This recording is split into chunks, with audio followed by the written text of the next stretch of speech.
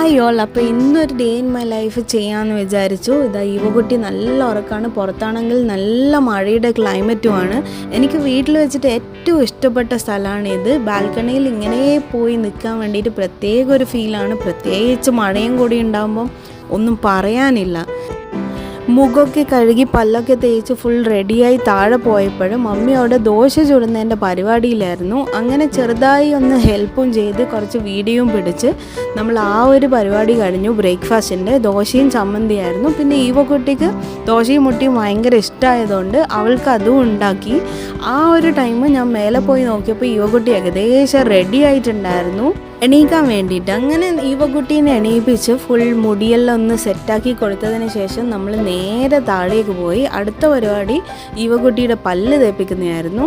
അങ്ങനെ ആ ഒരു പരിപാടിയും കഴിഞ്ഞതിന് ശേഷം നേരെ പിന്നെ മെയിൻ ചടങ്ങായ ഫുഡ് കൊടുക്കലാണ്. എൻ്റെ അമ്മ ഒരു 1.5 ടൈം എടുക്കും ഫുഡ് കൊടുത്ത് തീരാൻ വേണ്ടിയിട്ട്. അങ്ങനെ കുറേ ഭാഗം ടൈം അവിടെ തന്നെ പോയി കഴിഞ്ഞു. അത് കഴിഞ്ഞിട്ട് നമുക്ക് കുറേ നാളത്തെ ആഗ്രഹമായിരുന്നു ഒന്ന് അമ്പലത്തിലേക്കൊന്ന് പോകണമെന്ന്. ഇത്രയും ഭയങ്കര മഴയായതുകൊണ്ട് അതൊന്നും നടക്കുന്നുണ്ടായിട്ടില്ല. പക്ഷേങ്കിൽ ഇന്നത്തെ ഈ ഒരു ക്ലൈമറ്റ് ഇടയ്ക്കൊരു ബ്രേക്ക് ഉണ്ടായിരുന്നു. കണ്ടിന്യൂസ് ആയിട്ട് മഴ ഉണ്ടായിരുന്നില്ല. അതുകൊണ്ട് ആ ഒരു ബ്രേക്ക് നോക്കിയിട്ട് നേരെ അമ്പലത്തിലേക്ക് പോകാമെന്ന് വിചാരിച്ചിട്ടുണ്ടായിരുന്നു.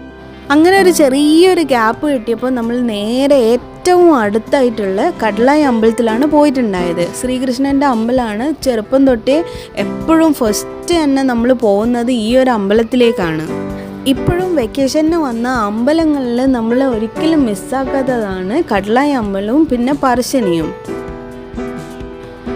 പൊതുവേ ഇവിടെ നല്ല തിരക്കുണ്ടാവാറുണ്ട്. പക്ഷേ നമ്മൾ പോയ ഒരു മഴേൻ്റെ സമയമായതുകൊണ്ടും മാത്രമല്ല ഒരു വീക്ക് ഡേയും ആയതുകൊണ്ടും ഒരു തിരക്കും ഉണ്ടായിരുന്നില്ല. അതുകൊണ്ട് സമാധാനത്തോടു കൂടി പോയി പ്രാർത്ഥിച്ച് എല്ലാം കഴിഞ്ഞിട്ട് വരാൻ വേണ്ടി പറ്റി. സ്കൂളിൽ പഠിക്കുന്ന കാലം തൊട്ട് തന്നെ ഈ ഒരു അമ്പലത്തിനോട് പ്രത്യേക ഒരു ഇഷ്ടമുണ്ടായിരുന്നു. പിന്നെ വീട്ടിൻ്റെ ഏറ്റവും അടുത്തും ആയതുകൊണ്ടും പണ്ടൊക്കെ നമ്മൾ നടന്നിട്ടാണ് പോകാറുള്ളത്. പിന്നെ ഇപ്പോൾ വണ്ടി എടുത്തിട്ടാണ് വന്നിട്ടുണ്ടായത്.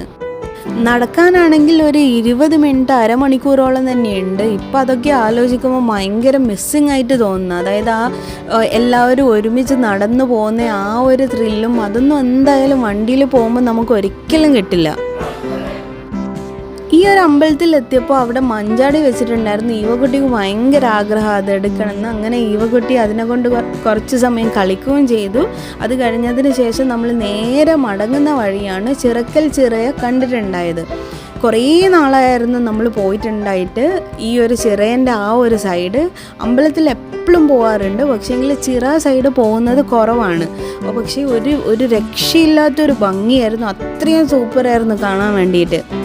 എനിക്ക് തോന്നുന്നു ഈ ഒരു സൈഡ് റെനോവേഷനൊക്കെ കഴിഞ്ഞിട്ട് നമ്മൾ ഇതുവരെ പോയിട്ടുണ്ടായില്ല. ഇത് ആദ്യത്തെ ഒരു ടൈമാണ്. അതുകൊണ്ട് ഇപ്രാവശ്യം എന്തായാലും മിസ് ചെയ്യണ്ടെന്ന് വിചാരിച്ചു. അങ്ങനെ കുറേ നല്ല അടിപൊളി ക്ലിക്സ് എല്ലാം ചെയ്തിട്ടുണ്ടായിരുന്നു. അങ്ങനെ നമ്മൾ നേരെ തിരിച്ച് വീട്ടിലേക്ക് മടങ്ങി. അപ്പോഴേക്കും ഉച്ചയ്ക്കത്തെ ഫുഡ് ഉണ്ടാക്കേണ്ട ടൈം ആയിട്ടുണ്ടായിരുന്നു. അങ്ങനെ കുറച്ച് ഐറ്റംസ് നമ്മൾ ഫുഡും ഉണ്ടാക്കി കഴിഞ്ഞ് അത് കഴിഞ്ഞ് നേരെ നമ്മൾ ഭക്ഷണത്തിൻ്റെ പരിപാടിയിലേക്ക് പോയി. പിന്നെ ഭക്ഷണം കഴിച്ചതിന് ശേഷം എൻ്റെ ഒരു കസിൻ ഉണ്ട് വർഷ. അവളുടെ വീട്ടിലും പോകണമെന്ന് കുറേ നാളായി ആഗ്രഹിക്കുന്നതായിരുന്നു. അങ്ങനെ വന്നപ്പോൾ തൊട്ടേ ആഗ്രഹിക്കുന്നതാണ്. അതുകൊണ്ട് ഇന്നൊരു മഴയുടെ ഗ്യാപ്പും കിട്ടിയപ്പോൾ എന്തായാലും ഇന്ന് പോയേക്കാമെന്ന് വിചാരിച്ചു. അങ്ങനെ ഓട്ടോനെ വിളിച്ചതിന് ശേഷം ഓട്ടോ വന്നതിന് ശേഷം നമ്മൾ നേരെ അവളുടെ വീട്ടിലേക്ക് പോയി. ഇരിക്കുന്ന 2 ആൾക്കാരാണ് ഈ ഊട്ടീൻ്റെ ഭയങ്കര ക്ലോസ് ആയിട്ടുള്ള ഫ്രണ്ട്സ്. അവർ 3 ആളും കിട്ടിക്കഴിഞ്ഞാൽ പിന്നെ വേറെ ആരെയും വേണ്ടി വരില്ല. ഫുൾ കളിയായിരിക്കും. അങ്ങനെ നമ്മൾ കുറേ ടൈം വർത്താനം പറഞ്ഞ് പെട്ടെന്നാണ് നമ്മൾ ബീച്ചിൽ പോയാലോ എന്ന് വിചാരിച്ചിട്ടുണ്ടായത്. ഇവളുടെ വീട്ടിൽ നിന്ന് ഒരു 5 മിനിറ്റ് മാത്രമേ വണ്ടിയിൽ പോകാനുള്ളൂ പയ്യാമ്പലം ബീച്ചിലേക്ക്.